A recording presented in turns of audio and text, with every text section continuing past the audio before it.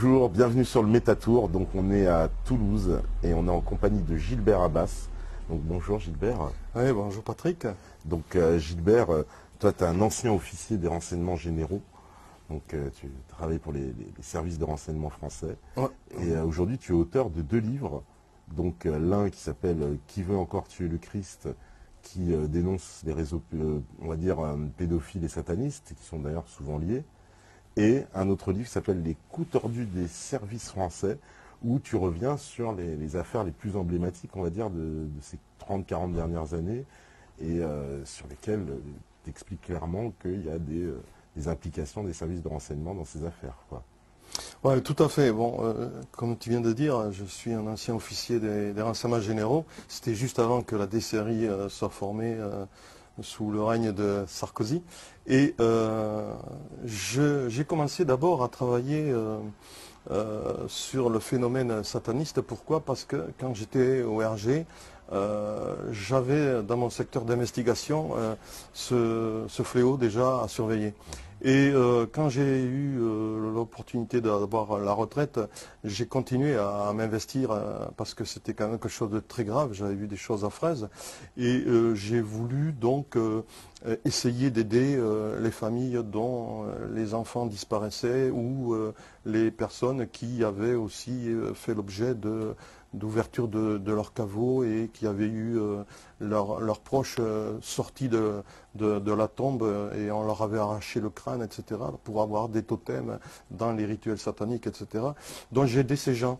Mais en les aidant, je me rendais compte que j'égratignais. Je m'occupais que de 2 ou 3 personnes et c'était pas efficace. Et c'est au bout d'un certain temps que je me suis dit que si j'écrivais un livre, ça serait davantage porteur. Et c'est pour ça que j'écris d'abord Qui veut encore tuer le Christ, qui est un livre sous forme de roman pour pouvoir passer assez bien parce que je ne voulais pas faire peur aussi à la population. Et j'ai écrit ce livre dont le fil rouge est le satanisme. Le satanisme et la pédophilie, bien sûr. Tout est lié. Oui, ça c'est un lien. Alors toi tu fais ce lien justement entre les réseaux satanistes et la pédophilie. C'est vraiment lié selon toi? Oui, pour moi, pédophilie et satanisme, c'est accroché. On dit souvent que les sectes satanistes sont le maquis de la pédophilie.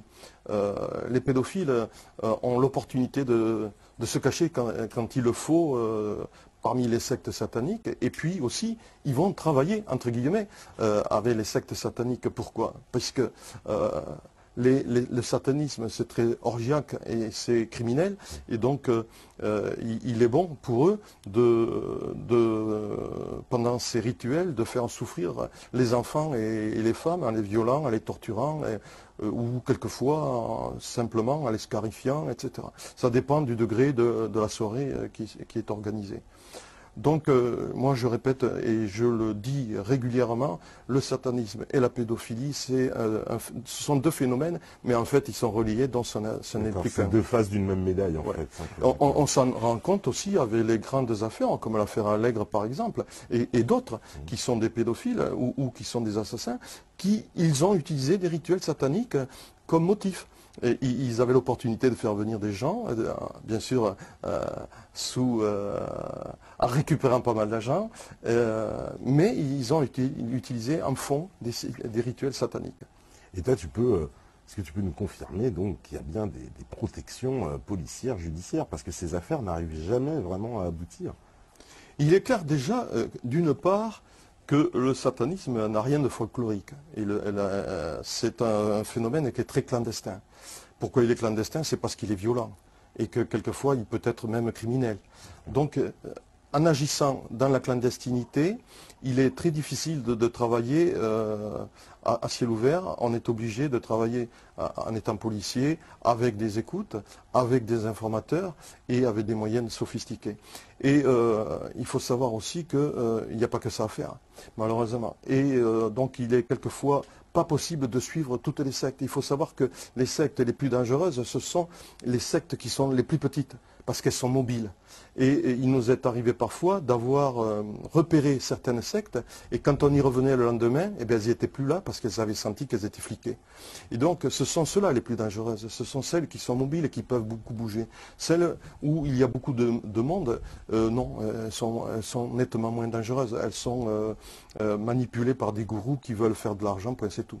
D'accord.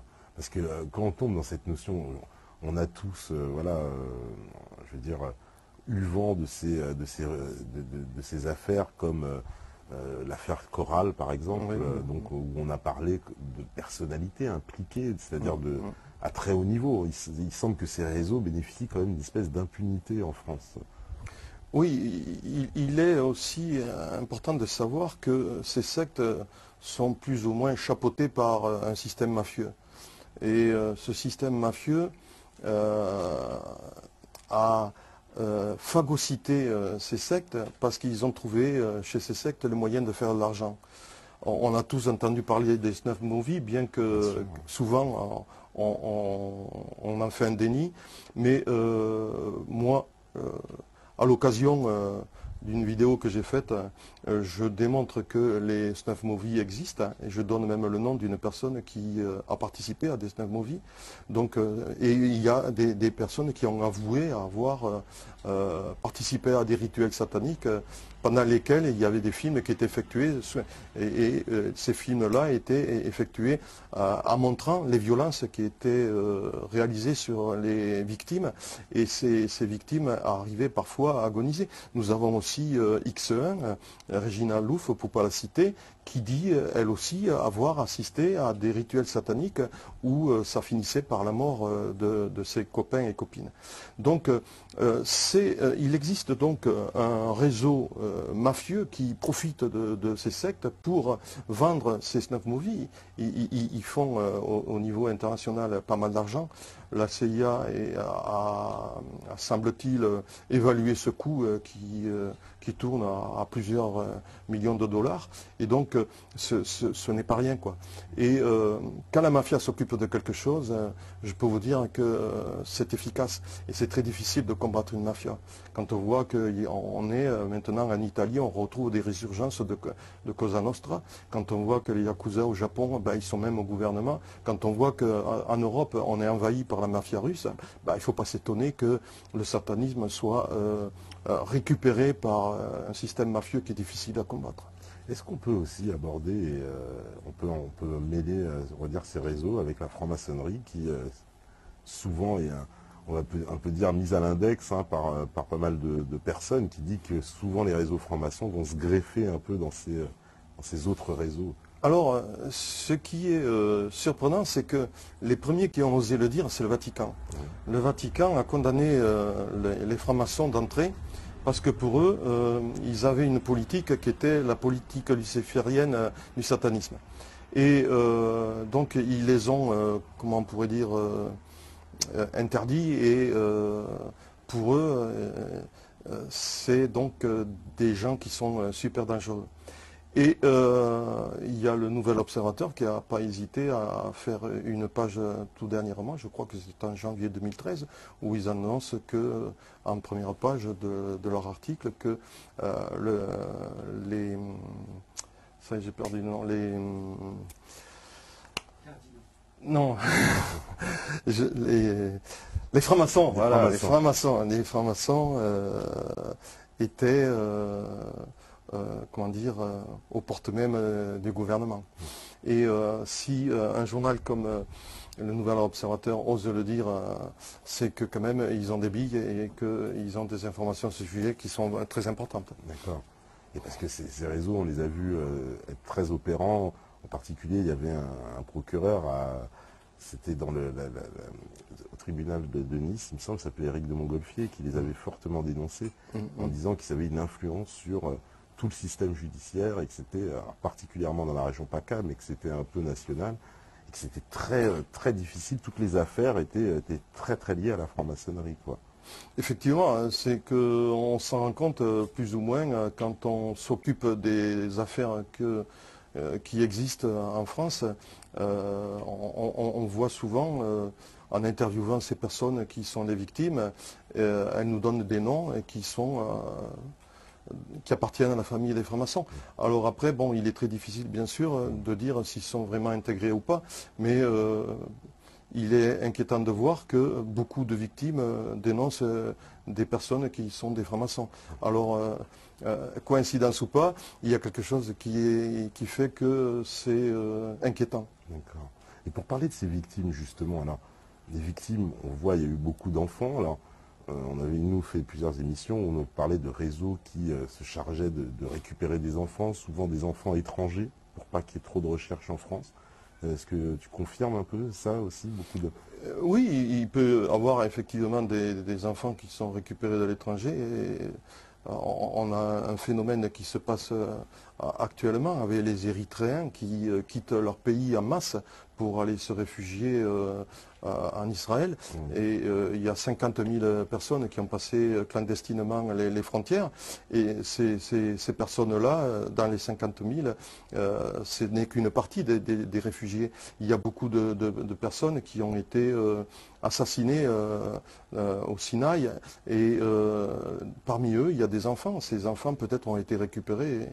Et il est possible donc qu'il y ait des enfants qui sont utilisés par les pédophiles et les satanistes.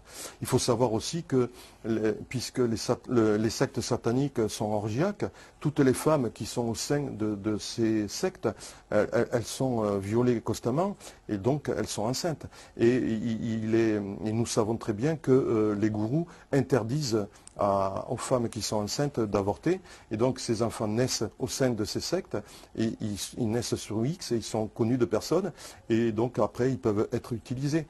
Donc il y a une puissance d'utilisation de ces pédophiles pendant les rituels sataniques réalisables et graves et que nous ne connaissons pas parce que tout est très bien cloisonné et clandestin. Ouais, il y a eu alors en France, moi j'ai envie de parler aussi de la Belgique, il y a eu l'affaire Dutroux qui a médiatisé, on va dire, ce grand problème de la pédophilie. Mais on a l'impression que la conclusion de cette affaire, c'est de nous dire, bon, il y a un homme, un prédateur isolé finalement, et les réseaux n'existent pas. C'était la conclusion du tribunal. Moi, j'ai envie de rire quand j'entends ça, parce que dans ma vidéo, j'encourage ceux qui ne l'ont pas vue d'aller la voir, j'apporte la démonstration qu'en partant de Dutroux, on arrive jusqu'en France et même plus loin, et qu'il y a un réseau. Toutes les affaires ont un petit crochet qui permet d'accrocher l'autre affaire. Et donc, quand toutes les affaires sont liées, moi j'appelle ça un réseau. Et on peut pas nier donc qu'il n'y ait pas de réseau. Et il faut savoir aussi que la pédophilie, elle est partout. Quand on voit, j'ai des chiffres que je viens de récupérer tout récemment, il y a 120 000 filles, 22 000 garçons en France qui ont été un jour, qui ont fait l'objet un jour d'une tentative de viol ou qui ont été violés par des pédophiles. Donc 120 000 ou 22 000 garçons et 120 000 filles, ça fait un enfant toutes les 3 minutes, c'est quelque chose d'énorme. Donc on ne peut pas dire que dans tout cet ensemble de violeurs, de pédophiles, il n'y ait pas des gens qui ne se connaissent pas, c'est pas possible. Puisque nous avons autant de victimes, on a quand même des pédophiles qui se connaissent et qui sont obligatoirement, qui appartiennent obligatoirement à un réseau. Oui, parce qu'il y a aussi l'aspect économique de cette affaire, parce qu'on a vu avec l'histoire, par exemple, de l'affaire des CD de Zandvoort, donc c'était des photos qui étaient revendues comme ça sur Internet, donc ça fait l'objet apparemment d'un business quoi, de cette affaire. Tout à fait. Donc c'est ce que je parlais, c'était le système mafieux qui chapeaute tout ça et qui récupère et qui fait de l'argent sur le dos des enfants qui sont martyrisés par ces pédophiles et ces satanistes. Donc c'est vrai, moi je suis persuadé que ça existe. Et alors, au niveau des affaires en France, parce que il y a quand même on a parlé de l'affaire évidemment Dutroux, il y a une autre affaire qui est aussi assez choquante, c'est l'affaire Outreau, dans laquelle il y a eu vraiment des actes de pédophilie, il y a eu 13 victimes, et pourtant la majorité des gens pensent que, évidemment par rapport au battage médiatique, qu'il n'y a pas eu de victimes dans cette affaire, que finalement c'était un mensonge de Myriam Badawi, mais nous, on a reçu son fils, Chérif Delay, qui est venu à l'émission et qui nous a plus qu'apporté la preuve, mais il y a aussi d'autres journalistes comme Serge Gad, comme Jacques Thomé qui en parlent et qui ont écrit des bouquins là-dessus. Donc cette affaire, on nous a menti sur l'affaire Dutroux aussi. Mais l'affaire va rebondir. L'affaire, pardon, Outreau. Ouais, elle va rebondir parce qu'elle va repasser au tribunal. Donc on va peut-être se régaler, on va peut-être apprendre des choses, on va peut-être crever l'abcès. Et moi, c'est ce que j'attends. Parce que effectivement, ça a été le plus grand scandale qu'il y a eu en France, cette affaire-là. Et elle a démoli des familles entières, elle a démoli même un magistrat. Et puis, il faut savoir aussi que si elle rebondit pas pour rien. C'est qu'il y a quelque chose derrière. Et moi, je suis content qu'elle reparte à zéro et qu'on puisse savoir enfin la vérité sur ce scandale et sur cette affaire déplorable. Ouais, parce que ce dossier, il est véritablement scandaleux. Les victimes n'ont même pas on ne reconnaît pas vraiment leur statut de victime. Et apparemment, elles ont touché beaucoup moins d'argent que les acquittés qui, eux, ont touché énormément d'argent alors qu'ils ont été reconnus par les victimes comme ayant participé. Ouais. Malheureusement, c'est toujours le cas. Les victimes sont toujours oubliées, on fait de l'argent et puis ce sont les autres qui récupèrent l'argent. Ce sont toujours les mêmes qui souffrent et ce sont toujours les autres qui récupèrent le fric. Donc espérons que cette affaire qui va rebondir nous permettra de savoir pas mal de choses et qu'on pourra connaître des vérités qu'on soupçonne mais qu'on ne peut pas trop claironner parce qu'on n'est pas sûr de tenir la vérité exacte et on ne peut pas trop en parler si on ne veut pas être accusé de diffamation. Donc il faut faire attention, pour l'instant encore, il faut marcher sur les œufs, mais merci pour cette affaire parce qu'elle va rebondir et je suis sûr qu'on va avoir des surprises. Alors ici à Toulouse même, il y a la fameuse affaire Allègre, qui est hautement célèbre puisqu'il semble qu'elle impliquait un certain nombre de hautes personnalités. On sait qu'il y a le nom de Dominique Baudis à l'époque qui avait été mentionné par les prostituées elles-mêmes, puis qui s'était rétracté. Puis il y a eu Allègre lui-même qui est mort dans des conditions un peu... Enfin, on peut toujours comploter, mais c'est un peu bizarre qu'il n'y ait pas eu de procès finalement dans cette affaire. On n'est pas arrivé jusqu'au procès. Oui, l'affaire Allègre a été une affaire pour laquelle nous n'avons pas travaillé aux renseignements généraux et donc je ne la connais que par oui dire.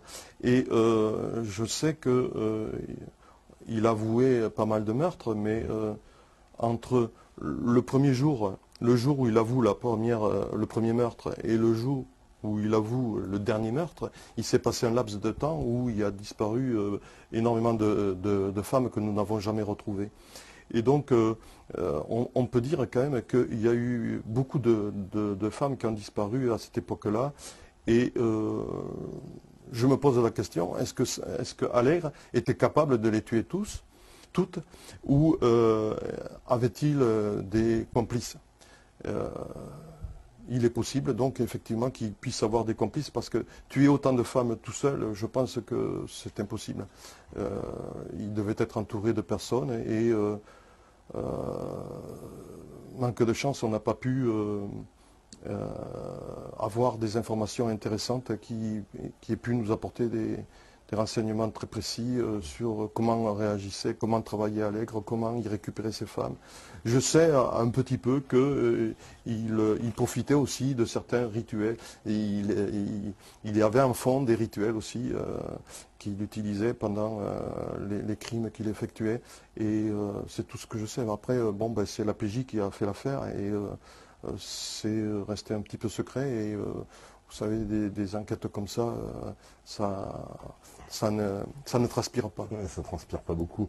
C'est comme ces fameux, comment on les a appelés, les suicidés du Belvédère, le parc du Belvédère à Toulouse. Ouais. Pareil, c'est une affaire assez étrange, puisqu'on a, je crois qu'il y a eu 200 suicidés sur une très très courte période où les affaires étaient systématiquement classées en suicide, alors que manifestement les familles apporter les preuves que un suicide avec 2 balles dans la tête, ça paraissait improbable. Oui, un suicide avec 2 balles dans la tête ou même avec les bras attachés derrière le dos. Les bras attachés derrière le dos. Moi, j'ai essayé de m'attacher les bras derrière le dos, j'ai jamais pu.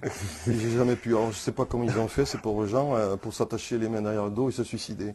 Bon, moi j'ai travaillé sur une série de suicides. C'est là où on a commencé à investiguer aux renseignements généraux. C'était parce qu'on s'était rendu compte qu'il y avait beaucoup de jeunes de 17 à 19 ans qui se suicidaient. Et c'est là qu'on s'est aperçu qu'il se suicidait sur ordre de certains gourous. Et j'ai travaillé sur une affaire qui était vraiment douloureuse parce que ce jeune qui s'est suicidé, je connaissais sa maman qui était venue nous voir souvent et qui nous disait que son fils avait beaucoup changé, qu'il était rentré dans une spirale attirée par d'abord le black metal, puis ensuite il avait dérapé davantage, et puis il avait formé un groupe qu'on appelait, je crois, le groupe des 6. Et puis un jour, ils avaient eu une réunion et on avait décidé de tirer au sort une personne qui devait se suicider pour plaire donc à Satan. Et il avait été désigné et il est allé se suicider de lui-même. Il s'est jeté dans le vide et il s'est tué. Et nous avons beaucoup travaillé pour essayer de voir s'il y avait une manipulation d'une personne derrière qui n'était pas un jeune, qui était un gourou, et on n'est pas parvenu à avoir des informations intéressantes et malheureusement ça a été juste au moment où je partais à la retraite et j'ai pas pu continuer l'enquête et j'en suis même très malheureux parce que j'aurais aimé résoudre cette affaire. Parce que c'est là qu'on s'est rendu compte que le satanisme peut aller très loin parce qu'ils peuvent pousser aussi les jeunes à déraper et à se suicider. Et quand on se suicide pour Satan, c'est qu'il y a des gens qui manipulent derrière. C'est pas possible, on ne peut pas le faire de soi-même. Il y a des personnes adultes qui sont là derrière et qui manipulent tous ces enfants et tous ces jeunes. Et qu'est-ce qu'il en est en France alors je ne me rappelle plus du chiffre exact, mais il me semble qu'il y a 20 000 disparitions d'enfants par an. Ça, c'est un chiffre exact. Alors, moi, je n'ai pas ces chiffres-là. Et je n'ai pas aussi les chiffres réels. Parce qu'on n'en dispose pas malheureusement pour l'instant. Il n'existe pas de fichier, hein. Tu peux confirmer ça? Il paraît qu'il n'y a pas de fichier des enfants disparus. Il y a un suivi des disparitions. Mais après, il faut voir que dans les disparitions, il y en a beaucoup qui sont retrouvés. Puis il y a les disparitions qui sont inquiétantes. Et c'est à partir de là que le chiffre réduit considérablement. Après, il ne faut pas faire d'erreur entre disparition inquiétante et disparition totale. Et malheureusement, souvent, on est appelé à faire cet amalgame. Et dans les disparitions inquiétantes, il y a souvent des enfants qui sont retrouvés et ils sont mentionnés, ils sont enlevés, etc. Et d'autres ont disparu entre-temps, ils sont rajoutés, etc. Mais il y a un suivi, mais il n'apparaît pas. Il n'est pas officialisé et on n'a pas accès. Donc après, malheureusement, on peut être appelé soit parce qu'on a trop la foi de travailler sur ce phénomène-là, et on a trop tendance peut-être à exagérer le chiffre, mais à mon avis, ce chiffre est exagéré. Parce que quand on regarde, moi j'ai le chiffre là qui vient de sortir tout récemment, il y a 120 000 filles qui ont fait l'objet de tentatives de viol ou de viol par des pédophiles, et 22 000 garçons. Ça fait à peu près un enfant toutes les 3 minutes qui a subi donc des violences sexuelles. Ça fait à peu près entre 15 à 20% des enfants qui vivent en France. C'est un chiffre quand même qui est énorme. Mais les disparitions, si on regarde bien, si on regarde les journaux, si on fait un suivi de toutes ces disparitions, depuis l'époque où il y avait les grandes disparitions, c'est-à-dire Estelle, c'était Marion, etc., on se rend compte que ça a diminué quand même. Ça a diminué même considérablement. Ce n'est pas parce qu'on a travaillé dessus, je pense que c'est parce qu'ils ont trouvé, les pédophiles, un autre moyen de s'adonner à leur violence, à leur fantasme pathologique. Et je crois qu'ils ont trouvé des victimes ailleurs. Et il faut faire attention à ce chiffre. Et ce que je dis souvent, il faut être méfiant. Parce que si on veut rester crédible, il faut annoncer des chiffres qui sont sérieux. Et là, pour l'instant, moi, je crois qu'ils sont un peu gonflés et qu'il faut faire attention. Il faut se débrouiller déjà, essayer d'avoir les vrais chiffres. Et après, on pourra tirer des conclusions très efficaces. Pour l'instant, on ne les a pas, ces chiffres. On suppute. Et malheureusement, on peut peut-être se tromper. C'est ça, il faut être très méfiant là-dessus. Est-ce qu'on a déjà retrouvé justement des enfants disparus et qui, justement, une fois qu'on les a retrouvés, ont témoigné, ont pu apporter un témoignage sur ce qui leur était arrivé? Moi, à ma connaissance, on n'a jamais retrouvé d'enfants disparus, D'accord. à ma connaissance. Par contre, j'ai su que s'il disparaît à peu près une dizaine d'enfants, régulièrement, on trouvait après une dizaine de corps et de cadavres. Ah, Et ces cadavres sont découverts dans des endroits pratiquement inaccessibles, c'est-à-dire dans des communes qui se trouvent dans les Pyrénées ou dans les Alpes. Ce sont des tout petits villages où il y a 3 ou 4 maisons et où le maire n'a pas les moyens financiers de faire des tests ADN pour identifier les enfants et où il transmet l'affaire aux petites gendarmeries et qui transmettent eux aussi le dossier. Ça va ça fait de saut en saut en saut et puis on ne sait jamais s'il y a eu des tests ADN. Mais ce qu'on se rend compte, et moi j'ai interviewé une fois un maire qui était placé dans ce cas-là, et il m'a dit, ben, moi je ne peux pas faire des tests ADN. Moi, je me suis retrouvé avec sur le dos le corps de cet enfant. Ben, ce que j'ai fait, je l'ai enterré sous X dans une fosse commune. donc, c'est-à-dire que c'est à la mairie de payer un test ADN. Non, c'est pas obligatoirement à la mairie de payer les tests ADN. Déjà, il faut savoir que un test ADN ne se fait pas systématiquement. Après, bon, ben, ce sont ceux qui font les investigations et le parquet qui décidera, selon l'importance de l'affaire, de faire des tests ADN ou pas. Mais systématiquement, c'est pas obligatoirement que ça puisse se faire. Voilà. Donc, si ça se fait pas, ben, le cadavre sera enterré sous X dans une Donc en fosse commune. France, en gros, on peut retrouver un enfant dans une commune et puis il finit à la fosse commune sans qu'il y ait d'enquête, sans qu'il y ait rien. Ça peut se produire. Ça paraît complètement surréaliste. Personne ne Ça peut se produire. Maintenant, je ne dis pas que c'est systématique. Oui, c'est systématique. Non, mais rien que penser que ça puisse se produire, ça reste quand même très étonnant. Ça peut se produire. Ouais. Ça peut se produire. Et c'est pour ça que moi, j'ai même fait une pétition il y a quelque temps où je demandais à ce qu'il y ait, chaque fois qu'un enfant, le cadavre d'un enfant est découvert, qu'il y ait systématiquement des tests ADN sur le cadavre pour essayer de l'identifier. Et j'avais demandé dans cette pétition beaucoup de choses. J'avais demandé aussi que la prescription soit rallongée ou totalement enlevée. Là, j'ai le plaisir de me rendre compte qu'ils ont élargi la prescription de 10 ans à partir de la majorité. Il faut savoir, hein, toujours, c'est à partir de la majorité. Hein. C'est passé de 20 ans à 30 ans. Donc, on peut intervenir encore sur des cas dont l'affaire s'est passée il y a 38 ans. Et c'est intéressant. Mais il faut savoir aussi que celui qui a été violé par des pédophiles se rend compte qu'il a été violé que bien au-delà de la date où les méfaits se sont produits. Pourquoi? Parce qu'il y a une certaine amnésie qui se produit. Il a été fait un sondage sur ces victimes et on s'est rendu compte qu'il y avait 60% des victimes qui subissaient une amnésie pas totale mais assez importante et 40% par contre qui faisaient une amnésie totale. Et quelquefois ils vivent des flashs et puis ces flashs s'agrandissent, mais ils n'arrivent à retrouver la mémoire qu'au bout de 10, 12, 13 ou 14 ou 15 ou 16 ans. Donc la prescription après, puisqu'elle est de 20 ans, on n'avait plus que 4 ans pour jouer. Donc c'était et puis après, bon ben, comment réussir à prouver au bout de tant de temps passé un acte pédophile quand il n'y a plus aucune trace sur la personne puisqu'il est passé autant de temps, il est passé des années et des années. C'est la parole de la victime contre la parole du bourreau.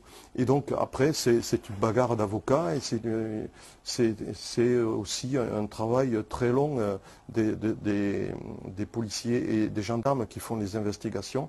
Et là, je me suis rendu compte dans les chiffres que j'ai, et bien sûr toutes ces personnes qui ont été touchées par des actes pédophiles, il n'y a que 1,5% de personnes qui ont été condamnées. 1,5% de personnes qui ont été condamnées. C'est très petit. Et c'est dû donc à ce phénomène qui est difficile à prouver. Il est très difficile à prouver. Et finalement, il y a très peu de condamnations dans ces affaires. 1,5% des viols. C'est extrêmement peu. Les autres sont classés, les plaintes sont sans suite, sont des non-lieux, ou alors ils sont déqualifiés en agression ou en atteinte sexuelle et sont correctionnalisés. Elles ne vont pas aux assises. Et si un pédophile on n'arrive pas à prouver que ce pédophile, si on n'a pas toutes les preuves, il n'aura pas le viol, il y aura simplement un attouchement, ou ça sera donc correctionnalisé, il va faire quelques mois ou 1 an ou 2 ans de prison au lieu d'en prendre une dizaine, quoi, ce qui prendrait aux assises. C'est pour ça que nous avons un petit chiffre de résultats, de condamnation de tous ces enfants qui malheureusement subissent toutes ces violences sexuelles. Ces violences. Alors les enfants, souvent, alors on a parlé des enfants étrangers qui sont amenés dans les réseaux, et qu'en est-il des Français? C'est quoi? C'est leurs parents qui sont complices? Comment ça se passe pour que les enfants puissent... Alors on a parlé, oui, des enfants des sous-IC dont on n'a pas connaissance, bon d'accord, ceux-là, effectivement, on ne sait même pas qu'ils existent, mais il y en a d'autres, on sait, et comment ils arrivent jusqu'à là? C'est les parents, souvent, qui sont complices? Alors là, moi, j'ai pas vécu ces affaires-là. Je n'ai pas de preuves non plus. Mais j'ai entendu effectivement que certains parents vendaient leurs enfants pour être récupérés par des pédophiles pendant des sectes sataniques. Et si c'est exact, c'est vraiment très grave. Et j'espère qu'il n'y en a pas beaucoup et que c'est très minime. Mais j'ai entendu parler effectivement et je ne peux pas trop moi en parler parce que là je n'ai pas d'épreuves à apporter et je veux pas. Moi je suis toujours habitué en étant ancien flic de ne parler de choses que j'ai vécues vraiment et qui sont certaines à 100%. D'accord. Et alors parce que ça c'est très très inquiétant. On a vu aussi qu'il y avait donc des affaires par rapport aux foyers d'enfants, que c'était souvent des lieux en fait qui permettaient, on va dire, ce sont des nids d'enfants si j'ose dire, et très facilement on vient puiser dans les profils.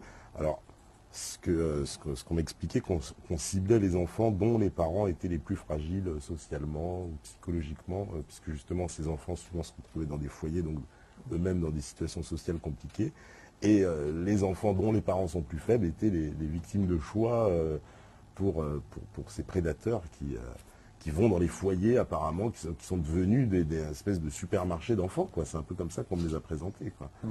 Il y a l'affaire Coral. L'affaire Coral, voilà. Tout le monde la connaît. Ouais, évidemment. Bon, c'est la preuve que des enfants ont été martyrisés dans ces foyers. Après, bon... Je rappelle Roger Hollande qui avait dénoncé violemment, justement... Oui.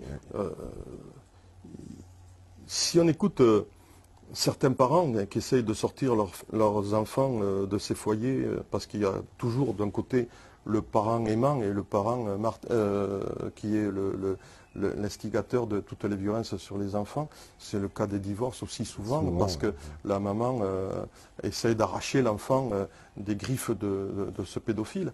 Et on se rend compte souvent que ces enfants sont placés à l'ASE pendant le temps où l'affaire va passer au tribunal, qui dure, qui n'en finit pas. Ces enfants sont détruits et quelquefois peuvent subir, comme il s'est passé au Coral, quelques violences. Il suffit de regarder les journaux parfois et moi j'ai vu encore, je ne me souviens pas, j'ai pas de mémoire, mais j'ai su lire une fois sur les journaux qu'il y avait eu des violences effectuées dans ces foyers. Voilà. On a l'exemple du foyer de Sucy-en-Brie, où on nous a parlé. Oui, je l'ai lu, ça celui-là aussi. Donc, si nous avons des exemples dans certains foyers, je me pose la question, est-ce que ça peut se passer aussi dans d'autres et que ça se sait ou ça ne se sait pas? Voilà. Donc, la question, c'est celle que nous pouvons nous poser. Et bon, j'espère que ce n'est pas le cas, mais malheureusement, si on écoute des parents, il y a quelquefois des parents qui nous disent qu'ils ont beaucoup de soupçons.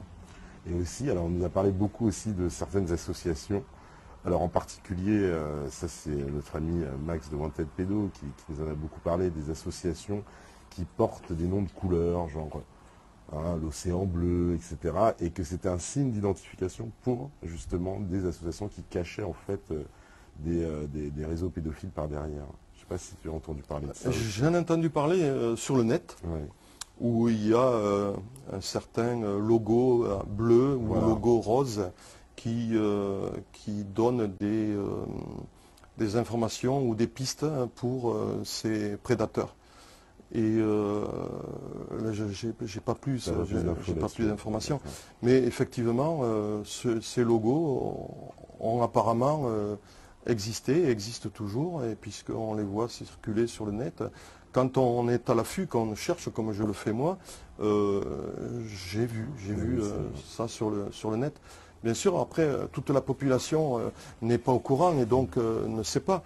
Il faut savoir que moi, je m'en rends compte dans les week-ends où je me déplace pour proposer mes livres et discuter avec la population, c'est que malheureusement, la population, quand elle n'est pas concernée, elle n'est pas intéressée. Et c'est là où le bas blesse, parce que on a l'impression quelquefois de se battre contre des moulins à vent et de ne pas être assez efficace. Et moi, ce que je dis à tout le monde, chaque fois que j'ai la possibilité de le dire, on a tous des enfants, on a tous des petits-enfants. Et des prédateurs, il y en a partout. Donc il faut faire super attention. C'est comme le cancer, ça peut nous tomber sur le dos d'une famille sans qu'on s'y attende. Et c'est pas une fois que le mal est commis qu'il faut s'y intéresser. C'est maintenant, c'est avant qu'il faut faire du préventif, beaucoup de préventif. Et c'est ce que je répète constamment. Alors, aujourd'hui, on en est à l'heure où le gouvernement essaie d'imposer ce qu'on appelle la théorie du genre. Et beaucoup de gens, on va dire, tirent un peu un signal d'alarme en parlant d'une marche vers la légalisation de la pédophilie. On a vu d'ailleurs même un tribunal en Italie qui a validé une relation entre une fillette, je crois, de 9 ans ou 10 ans et un monsieur de 70 ans, quelque chose comme ça, en nous expliquant que c'était de l'amour. Est-ce qu'il n'y a pas une volonté là maintenant carrément des autorités ou on va dire d'une certaine élite de faire accepter l'idée même de cette sexualité comme une autre forme de sexualité? C'est un peu d'ailleurs l'idée qu'avait défendue Maître Lévy dans une émission sur France 2 en nous expliquant que finalement la pédophilie était une sexualité comme une autre. Il y a moins de... Moi je trouve que il y a moins de prosélytisme qu'il y a quelques années. C'est pas possible qu'on puisse en arriver là. Parce qu'il y a quand même derrière des gens comme vous, comme moi et comme bien de nombreux militants nous sommes à l'affût de tout ça et nous allons le dénoncer violemment. On ne peut pas admettre que de légaliser la pédophilie. C'est un acte contre nature. On ne peut pas... L'enfant qui a 7, 8 ou 9 ans ne participe pas volontairement à cet acte pédophile. Et il ne sait même pas que ça peut être un début d'acte d'amour, c'est pas possible. Il y a une violence qui est exercée. C'est pas un acte d'amour, c'est une violence, c'est une agression. Et je pense qu'on ne peut pas légaliser la pédophilie parce que là, j'espère que toute la France va aller dans la rue. On ne peut pas accepter ça, c'est contre nature, c'est impossible. Et je me battrai pour que ça ne se fasse pas. Et je pense qu'on sera très très nombreux à se battre pour que ça ne se fasse pas. On avait dit aussi qu'on devait baisser la majorité. Oui, mais, ça faisait partie de ce genre de mesures. Bien sûr, il n'y a pas de fumée sans feu, mais j'espère que ça aussi, ça ne se fera pas.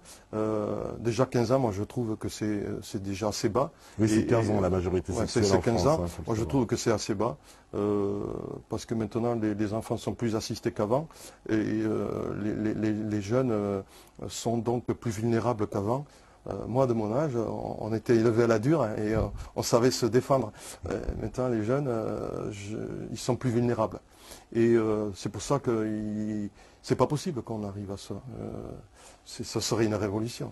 Parce que souvent, dans ces affaires, justement, on observe que voilà, il y a aussi les services sociaux qui sont souvent impliqués. On nous parle on a de nombreux témoignages de gens qui mettent en cause les services sociaux qui agiraient un petit peu comme des rabatteurs, comme pour le compte de réseaux plus importants derrière, mais qui sont les premiers à être en contact avec les enfants directement, quoi.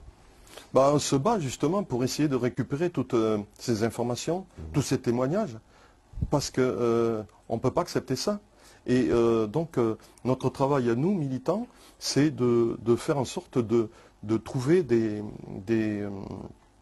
cas qui, comme vous dites, sont impensables. On ne peut pas profiter des foyers pour violenter ses enfants. Donc si en plus les responsables des foyers sociaux réagissent comme on le dit, c'est inadmissible. Ils doivent être jugés, ils commettent des actes graves et ils doivent être jugés.